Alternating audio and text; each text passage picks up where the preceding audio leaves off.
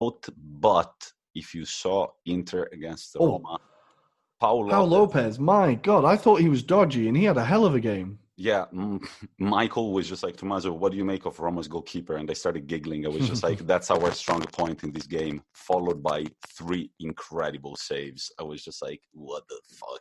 But yeah, so this is the big fixture before Napoli-Fiorentina on Sunday, Atalanta-Genoa, Gasperini's derby, and finally, Inter-Juventus. But we're going to cover that thoroughly in our weekly topic. Rory, are you ready? I'm ready to talk derbies. It's another derby special. It's the second derby special. It's because derbies are just so much fun. Don't drop out. We're about to serenade you with the history of the rivalry between Man U and Liverpool and Juventus and Inter.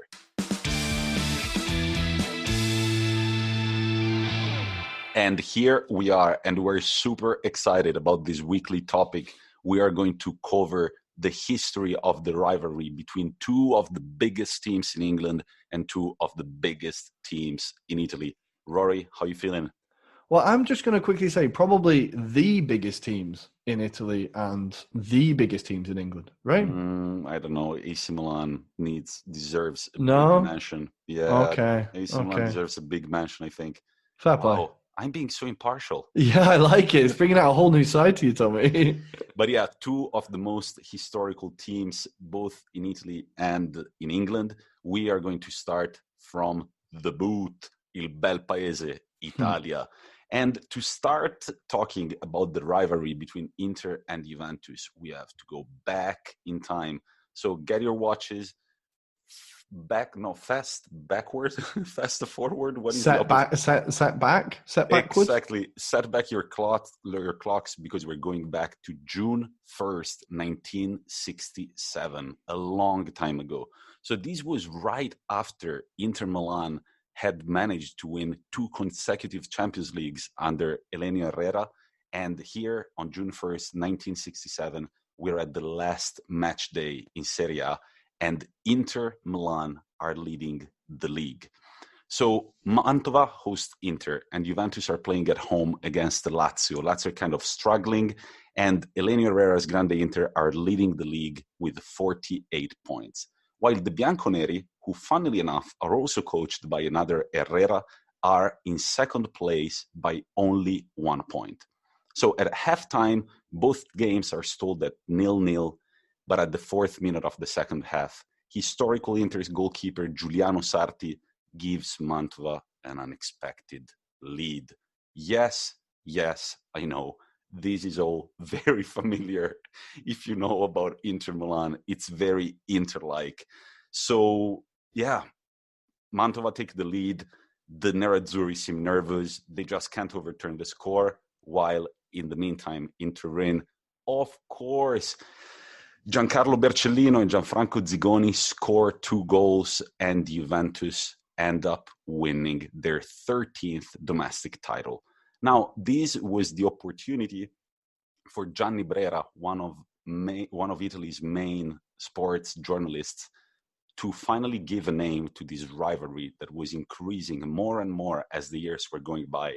And so he called this rivalry between Inter and Juventus the Derby d'Italia, the Italian derby. So, of course, Inter and Juventus were the 2 teams that had won the most. They had a combined 23 Scudetti.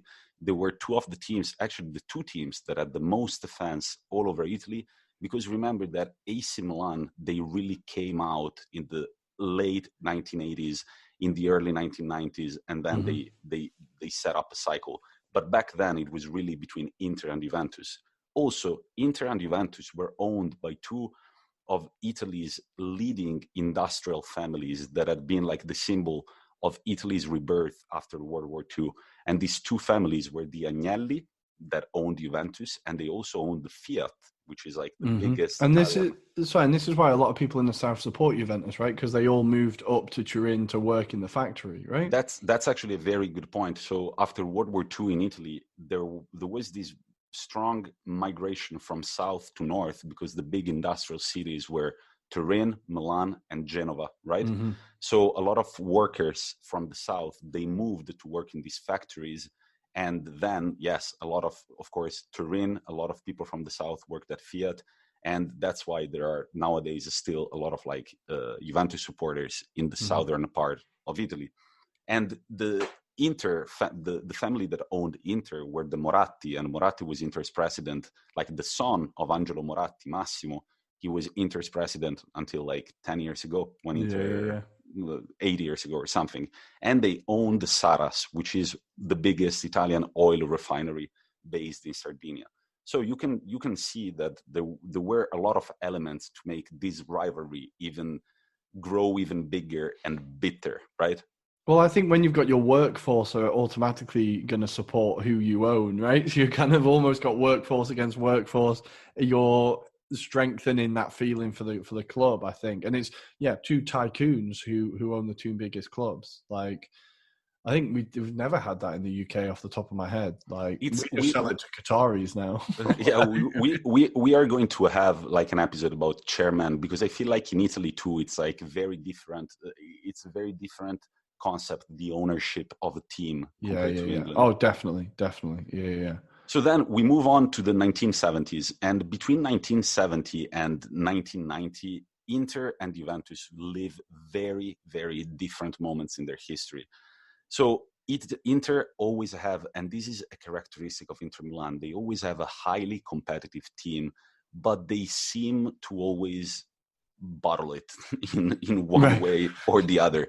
So despite these incredible teams, Inter Milan between 1970 and 1990, they managed to win in 20 years only 3 Scudetti and 2 Coppa Italia. Meanwhile, their rivals Juventus, they collect an unprecedented 9 league titles in 14 years. They win 3 Coppa Italia and really make a reputation outside of Italy, make a reputation for themselves outside of Italy too.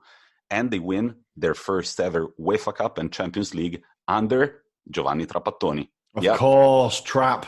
I love that guy. That guy has got to be lot of time for that guy. He has got to be possibly the best manager in football history ever. He's won wherever he's gone.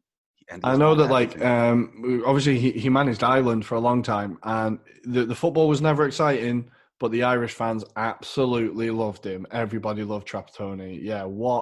He's won everything everywhere. I think he coached out in Portugal as well, right? He coached all over the place, I think. Yeah. So at this point, we get to the 1990s, and this is a time marked by another businessman owning a team. And we're talking about, mi consenta, Silvio Berlusconi, of course. The big man himself. The big man himself buys AC Milan because it's like, I understood one thing about my people. They fucking love football and they love shitty television. So I'm going to give them both things. A good football team and also a private TV channel where they can admire women's breasts day in, day out, right? Well, give the people what they want. And when you call a political party Forza Italia literally based off the football chants in the stadium, you know exactly what you're getting. He knows what he's doing. Fucking genius. But why am I talking about Silvio Berlusconi? Because at this time, this big rivalry between Inter and Juventus sort of sees this other team, AC Milan, creep in and make a statement like, hey, don't forget about us. We are here too. So... But sorry, before they were always kind of the third team though, right? Milan, it was always like, even before they got successful in the 80s, 90s, they were always the third team, right? Yeah, they were. But I think that what they have accomplished in the 1990s and 2000s, like... Oh yeah, it put them a step above. Of course it did. Exactly. So, yeah, at this point, we need to fast forward to 1998 because April 1998 marks the point of no return of the rivalry between Inter Milan and Juventus. So Inter Milan had won their last Scudetto, their last league title in 1989. Yes, we went on a very long Scudetto drought. But so at this point in 1998, Inter hadn't won a league title in 9 years. And even though they had won 2 very convincing UEFA Cups, they still had this obsession. Like the Inter people, the Inter fans were like, all right, we can dominate in Europe. Please show us that you can do that in Italy as well. So Inter are visiting Juventus and they're sitting 1 point behind them in the league. And there are only, after that game, only 4 games to go. So you can imagine the atmosphere. Everybody's super tense. Yeah. Inter Milan have got to do it. Now, let's just focus on the two teams, because this is the time when Serie A was like a football fan's dream. I'm looking forward to hearing these lineups. I'm really looking forward to it. So I don't have the full lineups, but I can tell you that Juventus were starting in goal Angelo Peruzzi, in midfield Didier Deschamps, Edgar Davids, and a certain Zinedine Zidane, supporting an average striking partnership, Filippo Inzaghi and Alessandro Del Piero. On the other side, we've got Inter Milan, the visiting side, with Pagliuca in goal, Taribo West and Javier Zanetti in defense. Taribo West, yes. And then Diego Pablo Simeone in midfield, and Ronaldo, the original Ronaldo. The real Ronaldo. Ballon d'Or holder at the time. Phenomenal.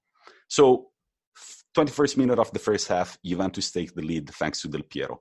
The game is very tense. There are like fouls every second, yellow cards over yellow cards. They're just raining. But at halftime, somehow, it's still 11 versus 11, and Juventus are leading 1-0. At the 11th minute of the second half, Ivan Bam Zamorano comes in, and 15 minutes later, all hell breaks loose. What happens? Zamorano enters the Juventus penalty box. A Juventus defender gets the ball from him, and the ball bounces to Ronaldo. Ronaldo is controlling the ball, and Giuliano goes against him. And that was like a football tackle, honestly. Like an American football tackle. You cannot do that in soccer. The Inter players look at the ref, and the ref doesn't blow the whistle. He turns around. And at that point, like Simeone, I remember this footage of Simeone just running behind the ref, trying to catch up with him. The play is still going, and the Gigi Simoni, who was Inter's manager at the time, one of the calmest people on earth, he runs into the pitch and he starts chasing the ref. But while this is happening, the game is still going on. And Del Piero gets into Inter's penalty box, he gets fouled, and the referee awards a penalty to Juventus. At this point, really, the game doesn't pick up for another 5 minutes. Red card.